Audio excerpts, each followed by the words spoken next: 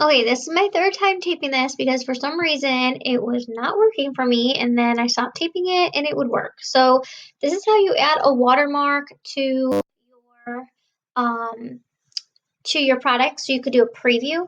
So I went over to view and when you do that, you click slide master and I'm already in slide master, that's why it's showing like that. So I'm going to make sure you go up to slide one. I think that's what I was doing. So I'm going to insert a shape here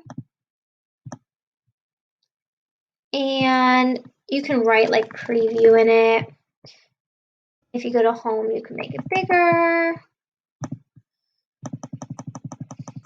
And if you want this shape to like have transparency so it's not super dark, you just slide the transparency.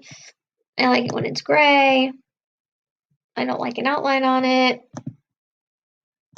And then you can see it went to every slide. So you're going to go back to slide master and press close master view and it will be on all of your slides. So like they can see this, but it still has that shape in the back that like kind of ruins the slide so they can't really steal it.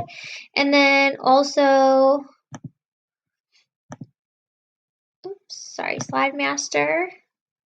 And then I'm going to insert a text box, but I want to make sure I go to the top. I was trying to type it right into there and it was not working, so I'm going to insert my own text box and write at the beach classroom. And then there, and make sure you go back to slide master and press close master view. Oh, it's on there. Cool. Okay. And then they're all on there. So you could write that on all of your things, or you could put a little preview thing. As you can see, it's like behind the clip art for some reason. I honestly have no idea why. But it works because then the person can't steal your product, and that is it.